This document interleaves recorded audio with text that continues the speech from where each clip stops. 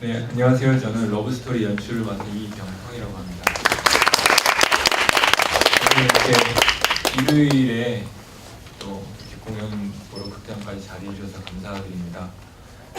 오늘 첫 번째 관객과의 대화를 해서 저희도 많이 긴장하고 이런저런 준비를 했고요. 본격적으로 시작하기 전에 저희 배우분들 간단히 한 분 한 분씩 소개하고 시작하도록 하겠습니다. 안녕하세요. 저는 러브스토리에 출연하고 있는 참여하고 있는 배우 성수연입니다. 네, 배우 나경민입니다. 네, 안녕하세요. 배우 오범진입니다.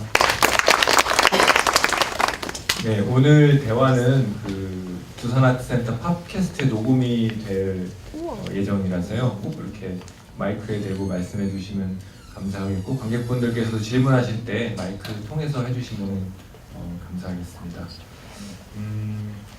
본격적으로 관객분들에게 마이크를 넘기기 전에 제가 간단히 몇 가지 좀 질문을 배우들에게 좀 드리면서 시작하도록 하겠습니다.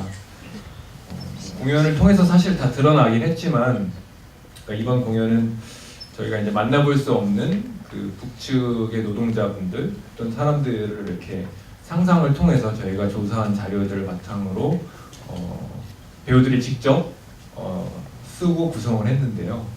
아마 많은 그 어려움들이 있었을 텐데 그 과정에서 좀 어떻게 각자 인물을 만나게 됐고 또 그려나가는지 조금 소개를 한 번씩 해주시면 감사하겠습니다.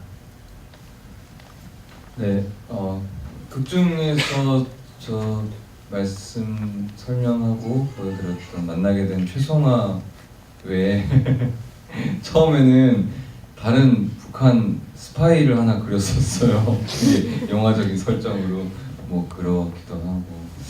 최송아라는 인물은 어떻게 생각하게 됐냐면, 컨베이스라고 하는 장난감 공장 사장님의 인터뷰를 좀 보게 됐어요. 근데 이제 뭐 공단에서 발생한 어떤 경제적인 이익 외에도 다른 어떤 평화에 이바지하는 혹은 통일에 좀 한 발짝 다가서는 이런 영향력을 무시할 수 없다 하면서 어떤 설명을 했냐면, 송아처럼, 그러니까 어릴 때부터 이 노동보호물자로 나온 초코파이 먹고 자라난 그런 청년들이 나중에 총 들고 나만 쳐들어오겠냐, 이런 얘기를 한 인터뷰를 보고 나서 그런 어떤 자본주의 물결이 어떤 영향을 미칠까 이런 의문점을 좀 갖기 시작했었어요.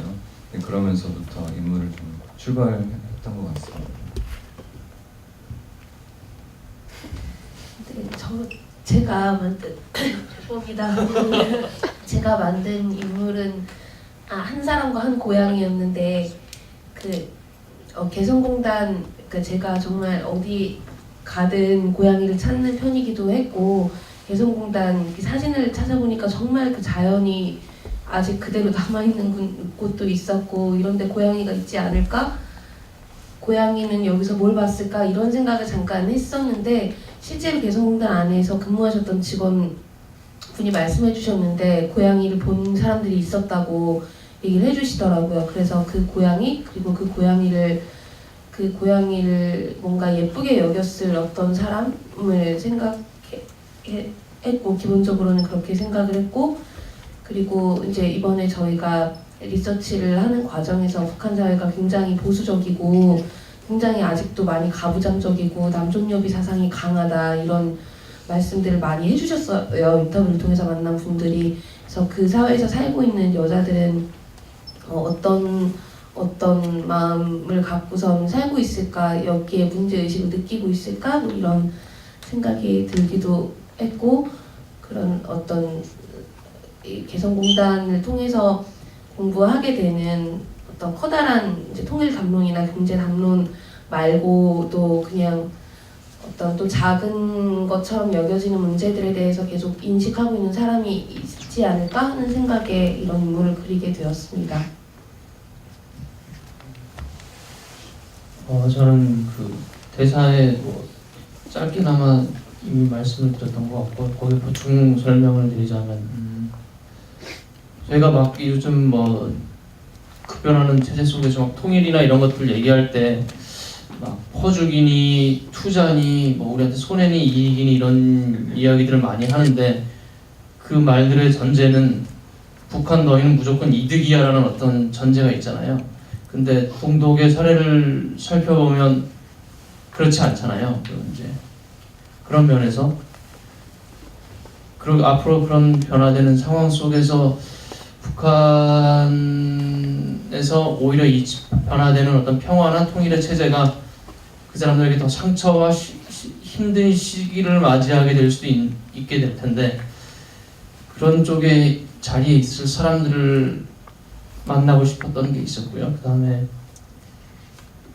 추가적으로 이름이 왜 리에멘지를 설명을 드리자면 저희가 7월 말쯤에 이제 워크숍 하다가 그때 이제 우리 한번 서로 다 도깨비인 줄 알았다면 뿔 달린 도깨비인 줄 알았다는데 한번 우리가 생각하는 도깨비를 한번 그려보자 이런 워크숍을 했었어요. 저기 수영 배우가 그린 도깨비 그림도 저기 있지만 그때 이제 도깨비 그리면서 도깨비를 그린 다음에 이 도깨비한테 이름을 뭐라고 붙이지 하다가 생각했을 때 그때 당시에 이제 한창 더울 때였는데 우리나라의 제주도에 예멘 난민이 많이 들어와서 문제가 한창 시끄러울 때였어요.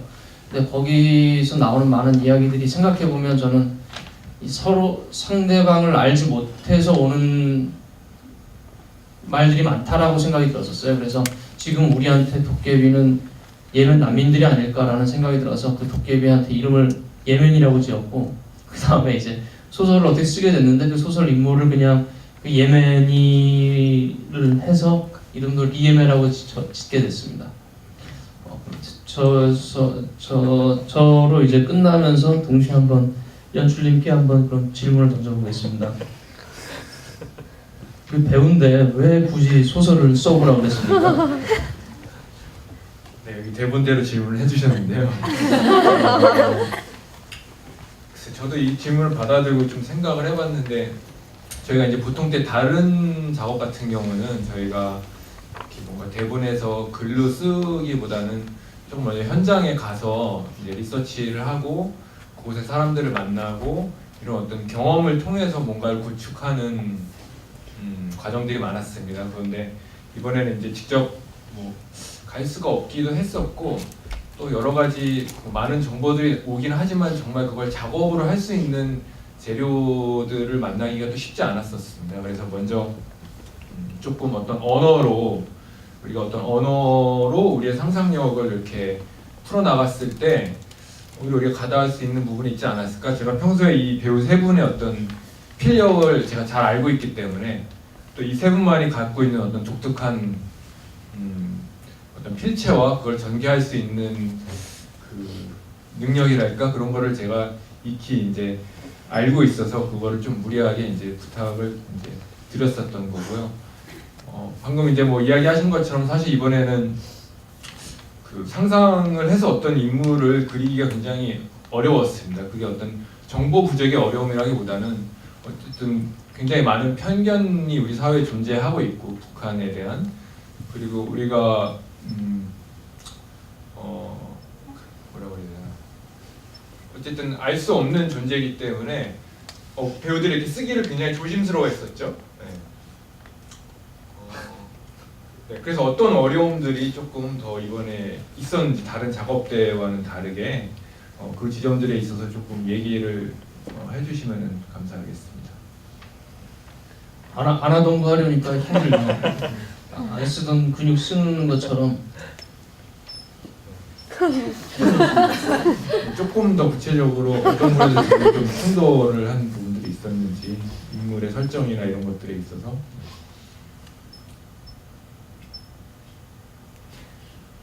일단 안 하던 거 하려고 그다음에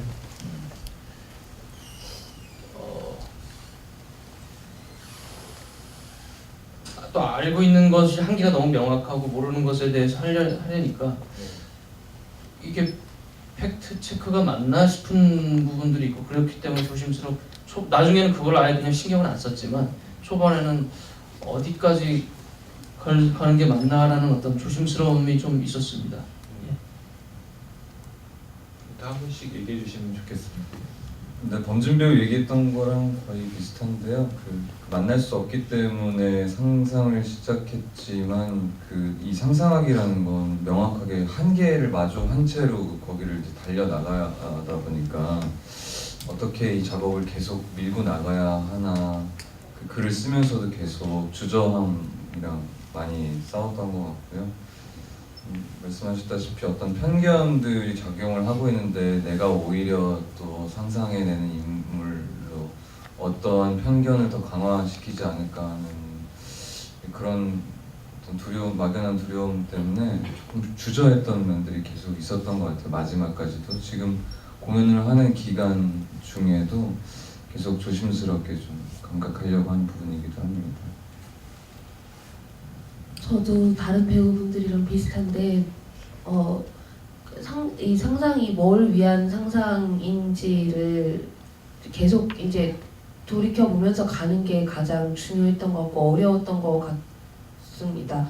인물을 상상하기를 통해서 한 인물을 생생하게 그려내는데 과연 이 상상하기라는 행위의 목적이 한 인물을 생생하게 그려내기 위함이었나?에 대한 질문부터 시작해서 생생하게 그려내려면 사실은 디테일해야 생생해지잖아요. 근데 디테일한 거 아주 작은 것들 근데 이런 것까지 상상하는 게 어느 순간 갑자기 저희끼리 농담 삼아서 우리 좀 허언증 걸린 것 같다고 얘기한 적이 있을 정도로 뭔가 팩트를 벗어나는 차원까지 자꾸만 들어가게 되는데 그렇지 않으면 또 인물은 생생해지지 못하고 그런 여러 가지 갈래에서 고민을 하게 됐던 것 같습니다.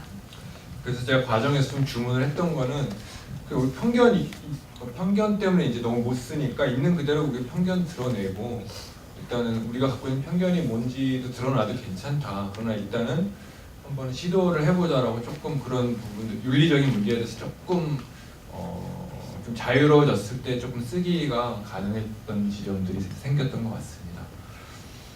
네, 일단은 뭐 저희들끼리 질문하고 대답하기 해봤고요.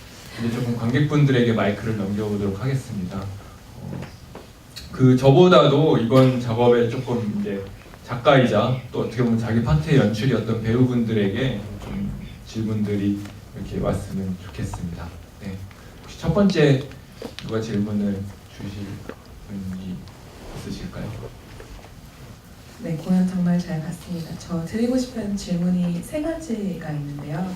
첫 번째로는 일단 이전에 워킹홀리데이라는 작품도 그렇고 이 작품도 그렇고 둘 다 개성공단과도 관련된 내용이 있는 작품들인데 일단 워킹홀리데이는 실질적으로 겪으신 경험을 바탕으로 작업을 하셨던 거고 이 작품의 경우는 상상을 바탕으로 작업을 하셨던 거잖아요. 그 두 가지가 공연이나 어떤 연습 그리고 또 작업 과정에서 어떻게 다르셨는지가 궁금하고 두 번째로는 일단 제목이 러브스토리인데 그 네 분께서 생각하시는 이유가 조금 궁금한 것 같아요. 왜 이 작품의 제목이 러브스토리인지 그리고 마지막으로는 워킹홀리데이도 그렇고 이 작품도 포스터가 이렇게 연출님께서 앞에 계시잖아요. 의도가 있는지 궁금합니다. 마지막 질문 두산 학생한테서 대답해 주시겠어요?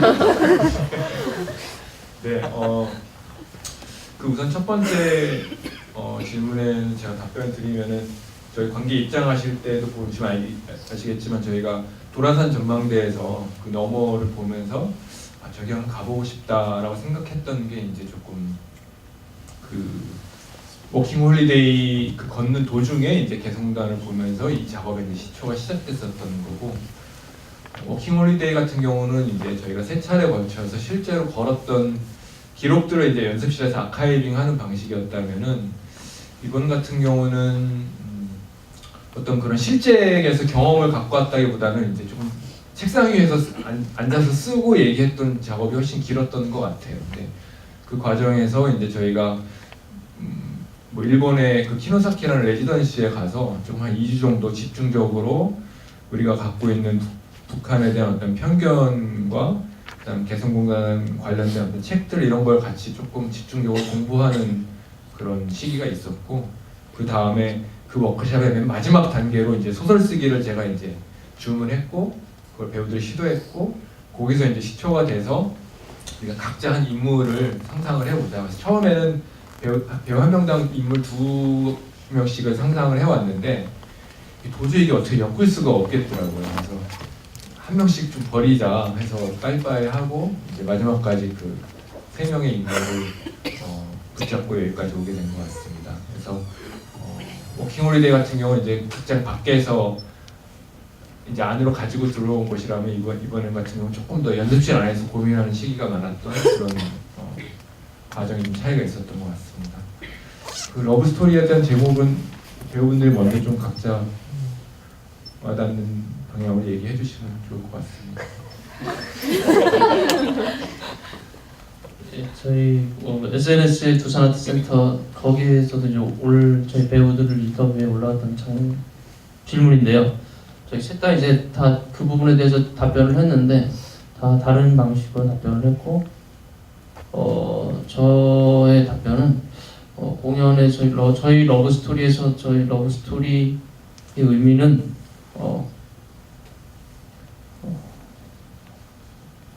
뭐라 대상의 감각을 이해하는 방식이랄까? 그 사람이 어떻게 걷고 어떻게 바라보고 주변을 어떻게 인식하는 그 감각의 방식들을 이해하고, 그리고 그것에 제가 공감하려 노력하는 그 과정들, 그 과정이 스토리가 돼서 그것이 결과적으로 러브 스토리가 되지 않을까라고 저는 그렇게 결론을 지었습니다. 그러니까 제목이 먼저 나왔기 때문에 저희 공연이 그렇기 때문에 의미를 나중에 다시 새롭게 붙여야 했기 때문에 그랬습니다. 혹시 더 붙이실 분이 있으면? 각자 얘기. 네, 뭐 저도 거의 비슷한데요. 처음 들었지만 저도 비슷하게 대답했는데 어떤 대상을 향한 되게 지속적인 마음이 러브가 아닐까. 그게 사람일 수도 있고 혹은 장소일 수도 있고 나라, 국가일 수도 있고 민족일 수도 있잖아요. 근데 그 공연 장면 중에 애국심, 민족의 이런 단어들을 자꾸 말하게 되는데 거기에 애라는 마음 또한 사람의 사랑일 수도 있지만 그런 대상과의 사랑일 수도 있다고 생각했고요.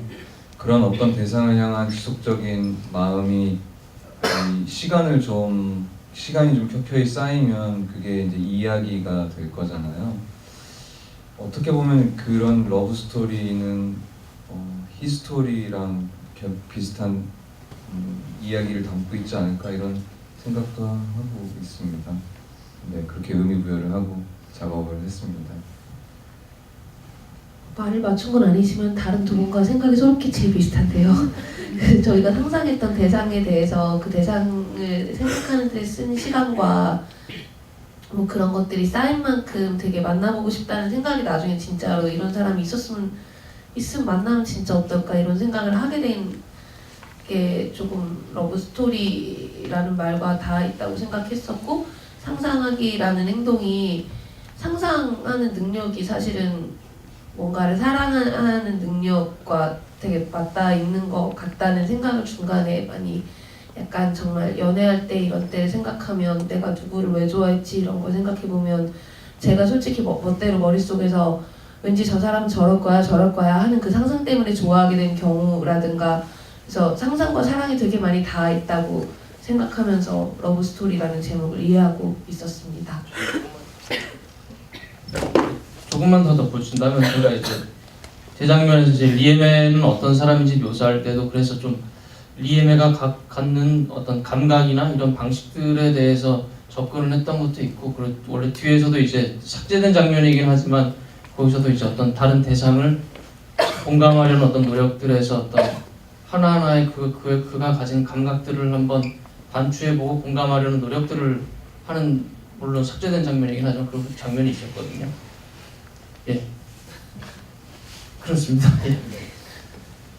네, 뭐 세 분이 말씀해 주셔서 저까지 뭐 답변하는 건 조금 너무 사족이 될 것 같고, 사실 연습 과정에서 여기 나경민 배우께서 그런 질문을 한번 질문을 하기보다는 이제 공연에 올라가고 나서 난 관객들이 왜 제목이 러브 스토리야? 라는 질문을 하면 좀 되게 싫을 것 같다. 이거에 대한 명확한 게 있으면 좋겠다라는 저희 어떤 토의가 있었는데, 네, 그래서 이제 좀 저도 계속 더 구체적으로 이 작품이 내가 왜 처음에 러브와 스토리 두 단어를 생각을 했을까, 그 두 단어가 우리를 어디로 인도하고 여기까지 이렇게 데리고 왔을까, 이런 생각을 좀 공연에 올라가는 날까지 계속 했던 것 같습니다.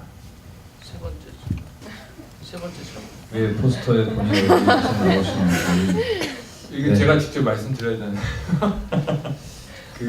이거 약간 극장의 이야기로 가야 될 것 같은데, 그 두산아트센터에서 젊은 창작자를 지원해주는 어떤 그 제도가 여러 가지가 있는데, 하나는 창작자 육성 지원 프로그램이 있고, 하나는 이제 이 두산 영광예술상 이 상이 있습니다. 근데 저는 뭐 굉장히 운이 좋게도 그 두 가지 지원을 이제 다 받게 됐었어서, 그 창작자 육성 지원으로 이제 워킹 홀리데이랑 비포 애프터라는 작품을 했었던 거고, 이제 이 두산 영광예술상 수상 그 상금으로 이 러브 스토리를 올리게 됐었던 건데, 이 두산아트센터의 이제 이 홍보 방향이 그 지원 아티스트를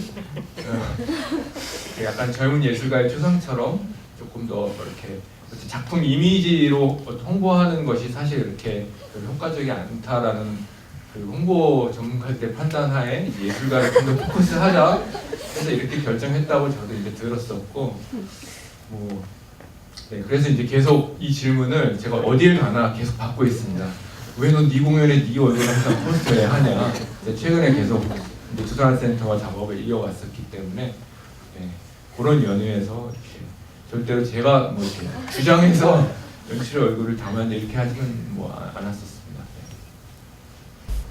네. 안녕하세요. 공연 너무 잘 봤고요. 저도 세 가지 질문을 드리려고 하는데 되게 심도 있는 질문이 아니니까 긴장 안 하셔도 돼요. 질문.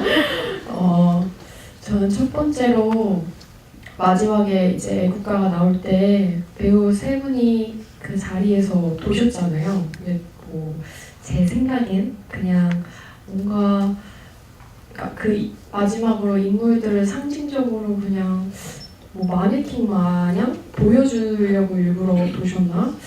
그래서 궁금했어요. 첫 번째는 왜 그때 도셨는지, 애국가가 나오면서 각자 다른 방향으로, 그러니까 속도도 다르게 다들 도시더라고요. 그래서 그냥 그게 궁금했고, 두 번째는 중간중간에 물을 드시더라고요, 배우분들이. 근데 그거를 물을 드실 때 항상 마시던 때 드시던 건지, 아니 연출을 한 건지 궁금했고, 세 번째는 이제 수연 배우님이 이제 프롤로그, 에필로그라고 해야 되나요? 그러니까 처음과 마지막을 뭔가 담당해 주신 것 같은데 그 이유도 궁금했고요. 상상하기랑 만나보고 싶은 북한 친구에게를 수연 배우님께서 언급했던 부분도 있었고, 처음에 문을 열고 마지막에 이런 수연 배우님이 언급했던 대사에 나왔던 걸 마무리를 지었던 거에 대해서 궁금했습니다. 네, 그 첫 번째 질문 같은 경우는 이제 직접 질문하시면서 이제 마네킹이라고 표현하셨는데, 약간 저도 비슷한 느낌을 생각했던 것 같고, 그러니까는 조금 우리가 어쨌든 어떤 북측의 어떤 인물을 그렸을 때 그들을 이제 어떤 내밀한 이야기를 듣고, 우리가 어떻게 보면은 처음 들으셨을 수도 있고 아니면은 많이 듣지는 않으셨을 텐데, 북한 애국가를 들으면서 조금 우리가 그린 인물들을 이렇게 조금 거리를 두고 한번 바라보는 시간을 잠깐이라도 이렇게 갖는 그런 의도로서 약간 조금 더 사람과는 다른 조금 더 굳어있는 자세로 했던 것 같고, 속도가 다르셨다고 했는데 사실 저는 속도가 좀 같았으면 좋겠는데 그게 잘 안 되더라고요. 각자 이렇게 돌다 보니까 그런 부분들도 있었습니다. 물을 마시는 거는 일단 저희 무대 이제 컨셉 자체가 너무 뭔가 아주 세팅된 무대라기보다는 우리가 작업실에서 고민하고 토론하던 그 환경 자체를 조금 가져오려고 했었고, 그러다 보니까 자연스럽게 이제 물을 마시는 장면들이 그게 더 자연스럽더라고요. 그래서 이제 이야기를 했었을 때 사실 마신 좀 포인트들은 배우분들이 조금 알아서 각자 좀 정하셨던 것 같은데 맞죠?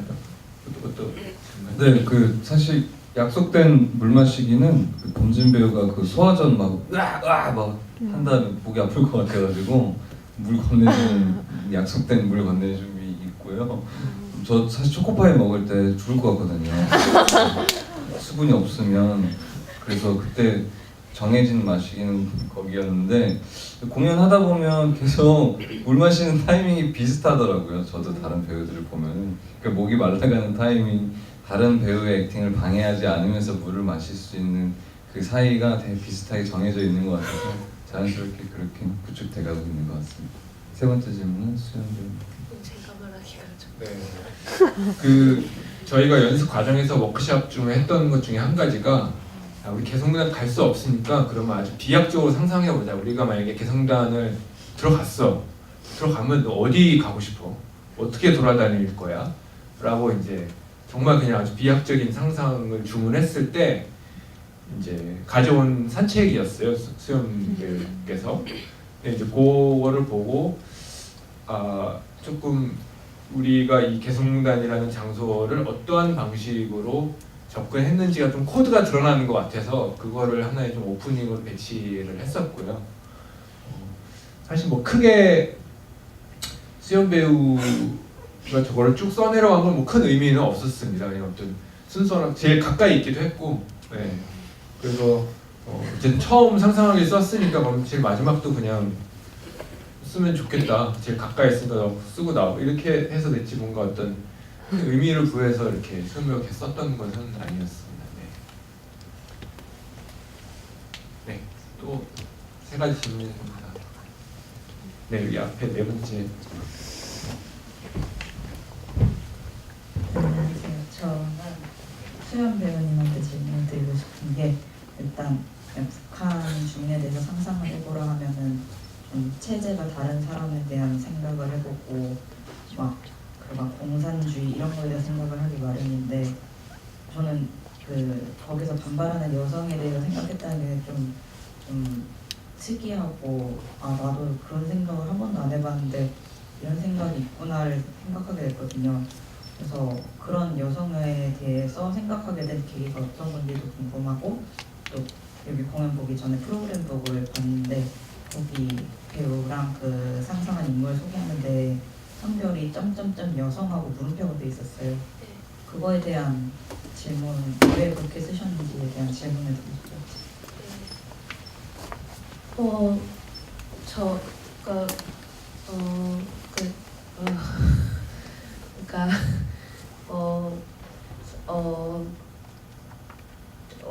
올해 초에 어쨌든 연극계 미투 운동이 시작되었고 이제 그것뿐만 아니라 여러 가지 사소한 계기들이 많았지만 여러 가지 일을 계기로 한 1, 2년 전부터 계속 그냥 평생 믿어왔던 어떤 예를 들면 성별이라든지 성적 지향이라든지 아니면 뭐 장애와 비장애라든지 뭐 여러 가지 측면들에 대해서 저는 개인적으로 질문을 던질 기회를 많이 가졌었어요. 그러니까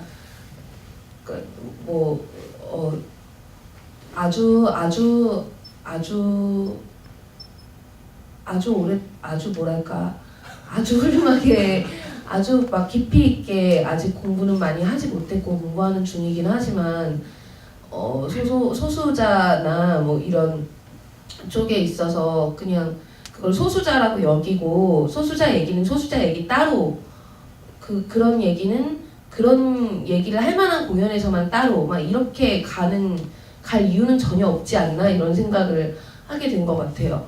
그래서 그 소수자가 뭔지 진짜 정상과 비정상인 게 뭔지 뭐 이런 것들 고민을 하다가 내가 그냥 이제 성별에 대해서도 굉장히 많은 사람들이 많은 이야기를 하고 있는데 내가 여기서 이런 인물을 생각해서 이런 식으로 어떤 좀 갑갑함을 느끼는 인물을 상상해서 공연하면서 내가 그 성별에다가 그냥 확신하면서 나는 여자다, 여성이다라고 말하는 것도 이상했고, 내가 상상하는 인물은 어쩌면 진짜로 뭐 생물학적으로는 여성이지만 여성이 아닐 수도 있는 건데 그거를 내가 판단하기는 어렵겠다는 생각이 들어서 그렇게 표기를 했고, 네, 그런 어떤 생각의 변화들이 아마 있었기 때문에 개성공단 관련 리서치를 하면서도 머릿속 한구석에 계속 그 북한 사회가 얼마나 이제 보수적인지 가부장적인지, 거기서 뭐 예를 들면 여성들이 어떤 취급을 받는지에 대한 얘기들이 들어올 때마다 그런 것들이 굉장히 좀 마음속에 많이 남았고, 그러다 보니까 어느 시대 어느 체제에서도 결국에는 그런 체제가 다른 문제가 아니라, 체제가 달라도 뭐 남한도 북한도 마찬가지로 어쨌든 여성 인권 문제나 이런 거는 또 체제와는 또 다르지만 꼭 필요한 얘기가 아닐까, 이런 생각 계속 고민을 하다가 좀, 네, 제가 너무 횡설수설을 했겠지만 잘 전달이 되었길 바라며, 네, 그렇습니다. 그 한 가지 부연 이야기를 드리자면, 결국 배우들이 이제 상상하기를 했을 때 좀 돌아서 보면 이제 결국 우리가 지금 여기 발딛고 있는 현실이 좀 많이 드러날 수밖에 없게 되더라고요. 이 북한 자체를 드러냈다기보다는 그걸 통해서 결국은 좀 그걸 상상하고 있는 주체로 우리가 돌아오게 되는구나, 이런 이야기들 좀 배우들이랑 과정에서 했었습니다. 네. 네, 저도 공연 재밌게 잘 봤습니다. 네, 제 질문이 횡설수설할지 모르겠지만 잘해보도록 할게요. 이 상상하기라는 게 상대방을 이해하기 위한 어떤 노력이잖아요. 근데 어떻게 보면 우리는 누군가를 이해하기 위해서 주변 가까이에 있는 사람부터 이해해보려고 노력을 하잖아요. 그러니까 가까운 사람부터 이해하려고 상상하고 노력하고, 그래서 멀리에 있는 누구까지 상상하려고 하는데, 어떻게 보면 지금 이 작업에서는 굉장히 동떨어져 있는 멀리 있는 누군가를 상상함으로써 지금 우리 가까이에 있는 사람을 상상해 보도록 하는 역으로의 생각이라고 생각을 하거든요. 근데 그랬을 때 뭐 북한 이슈나 이야기거리가 나왔을 때 내가 지금 주변에 뭐 한국인들도 이런 사람들이 많은데 내가 왜 굳이 북한 사람들까지 이해를 해야 하냐, 상상을 해야 하냐, 뭐 이런 이야기들이 북한 문제가 나올 때마다 계속 이슈가 되고 있다고 스스로 생각을 하고 있어요. 그래서 배우분들도 이런 상상하기의 과정을 겪으면서 그런 어떤 과정에서 좀 많이 어렵지 않았을까? 내가 정말 저 너머에 알지도 못하는 누군가를 상상하는 것이 어떤 의미가 있을까에 대해서 어떤 마음으로 이 공연을 준비하셨는지 저는 조금 궁금합니다.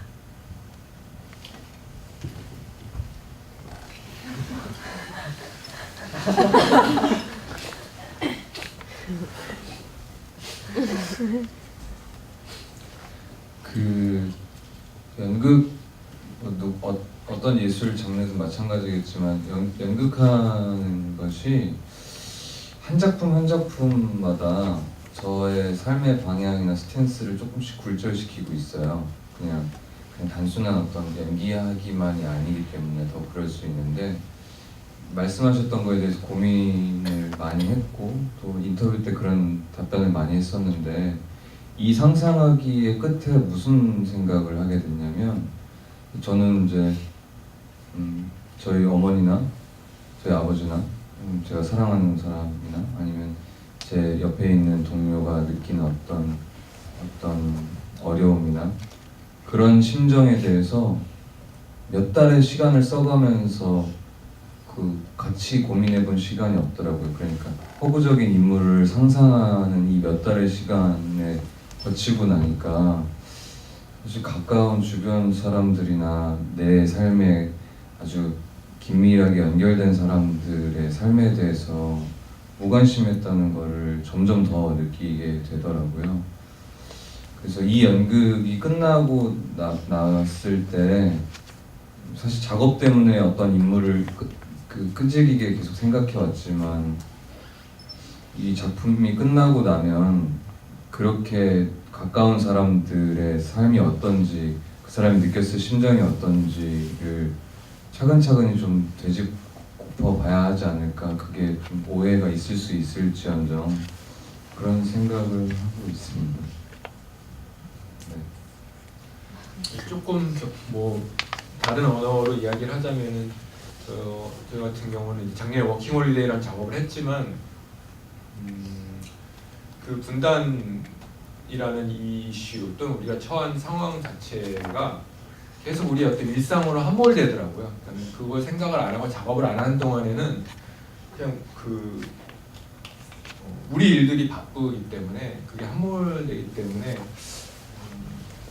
참 그런 상상하기를 통해서 어떤 그런 좀 함몰되는 지점들을 어떻게 조금 더 내 일상으로 좀 가져올 수 있을까 이런 고민을 이제 했었던 것 같고 그냥 언젠가는 어떤 그 구체적인 미래가 우리 일상 안으로 들어올 것이기 때문에 그렇다면은 그냥 지금도 어떤 분단 체제라는 것이 우리 일상에 사실 우리가 피부로 계속해서 느끼지 못하지만 계속 영향을 미치고 있는 것이기 때문에 그 상상을 통해서 그 어떤 그 나나의 일상 속에 함몰될 수 있는 어떤 이슈를 좀 계속 좀 되살아나게 하려고 하고 싶었던 그런 작업 동기가 있었던 것 같습니다. 질문을 듣고 돌이켜 봤을 때.